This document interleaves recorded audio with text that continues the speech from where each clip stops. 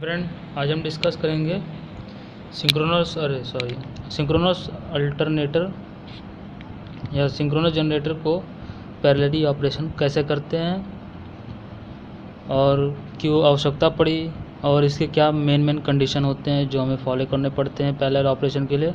इससे पहले कि अगर आपने अभी तक हमारे चैनल को अभी तक सब्सक्राइब ना किया हो तो पहले हमारे चैनल को सब्सक्राइब कर लें ताकि हम जो नए नए वीडियो अपलोड करें वो आपको आसानी से मिलते रहें।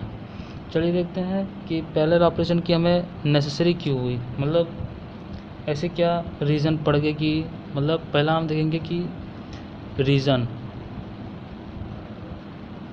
हमें क्या कारण हुआ कि हमें पैरेलल ऑपरेशन की आवश्यकता पड़ी। देखिए, नंबर एक कंडीशन कि कभी कभी क्या होता है कि एक ही, अगर मान लीजिए हमारा एक ही अल्टरनेटर हो तो अगर लोड बढ़ जा रहा है तो उस समय क्या होता है कि हमारे अल्टरनेटर में ज़्यादा लॉसेस होने लगते हैं, गर्म होती है, ये डिफेक्ट होते हैं।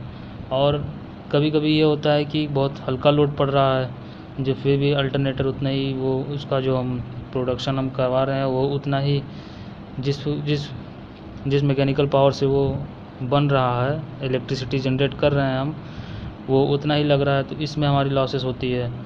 और क्या होता है कि ये दो केस हो गए। और तीसरे में क्या होता है कि अगर मान लीजिए कभी हमारा अल्टरनेटर ब्रेकडाउन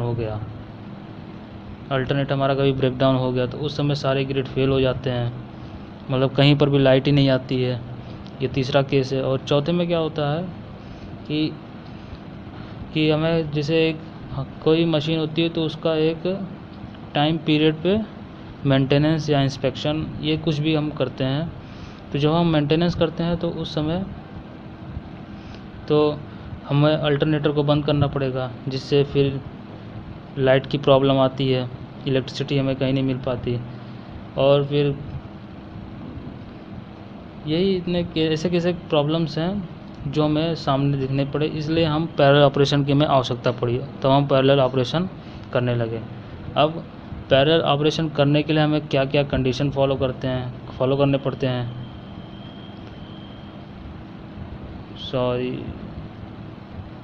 कंडीशन क्या क्या होते हैं।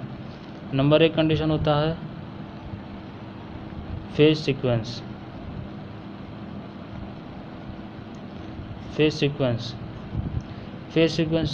देखिए, फेज सीक्वेंस अगर जैसे हम दो मशीनें लगा रहे हैं या जैसे एक बस बार गई हो, इसमें पहले से कोई अल्टरनेटर की सप्लाई आ रही है और हमें अपने अल्टरनेटर से इसमें सप्लाई देनी है, तो अगर हमारे अल्टरनेटर का फेज सीक्वेंस इस बस बार या उस अल्टरनेटर के फेज सीक्वेंस से सेम नहीं होगा तो क्या होता है कि हमारी जो अल्टरनेटर होती है ये रिवर्स डायरेक्शन में वर्क करना शुरू कर देती है, तो इससे बहुत ही ज़्यादा हमारे ग्रिड फेल हो सकते हैं।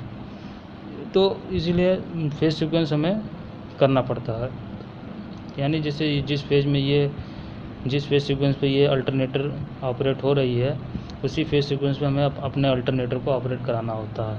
कैसी ये वन ये हो गया। दूसरा कंडीशन क्या होता है, दूसरा कंडीशन फ्रीक्वेंसी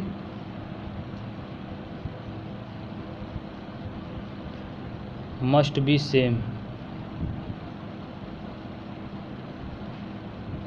फ्रीक्वेंसी हमारी इस बस बार पे जो हमें फ्रीक्वेंसी मिलेगी, यानी जो ये किसी एक अल्टरनेटर से कहीं कनेक्ट होगा तो वो फ्रीक्वेंसी जो इस बस बार पे होगी वही सेम फ्रीक्वेंसी हमारे इस अल्टरनेटर पे भी होनी चाहिए।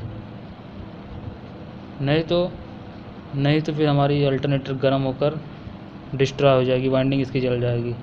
तो हमारी फ्रीक्वेंसी बहुत ही इम्पॉर्टेंट है कि सेम हो बस बार के, और इस इनकमिंग मशीन जो हमारी है उसकी फ्रीक्वेंसी मस्ट भी सेम होनी चाहिए। चौथा कंडीशन वोल्टेज हमारा मस्ट भी सेम। जो हमारा बस बार वोल्टेज है वही वोल्टेज हमारा ये भी होना चाहिए। ये नहीं कि ये एग्जांपल के थ्रू अगर एक 11 kV इस बस बार पे है तो हम 500 वोल्ट या 600 वोल्ट ही दें। 11 kV अगर इस बस बार पे हो तो 11 kV हमें भी जनरेट करके इस पर देना होगा। अगर ऐसा नहीं होता है तो हमारी जो अल्टरनेटर है ये मोटर की तरह वर्क करने लगेगी, ये सप्लाई लेगी, ये खुद उससे सप्लाई लेके चलने लगेगी। इसलिए हमें वोल्टेज मस्ट भी सेम करना होगा। ये हमारा सॉरी ये तीसरा कंडीशन हुआ, वोल्टेज मस्ट बी सेम। ये 3 मेन फैक्टर हैं कि हमें ये तीनों एकदम से इक्वल चाहिए। चौथा हमारा जो मशीन के कंपोनेंट होते हैं, साइज़ और उसके जो इम्पीडेंस, रिएक्टेंस, ये सब जो होते हैं, अगर ये सब सेम होते तो एफिशिएंसी थोड़ी हमें अच्छी मिलती है। तो यही कंडीशन है। और हम पैरेलल ऑपरेशन के 2 मेथड होते हैं, एक लैंप मेथड होता है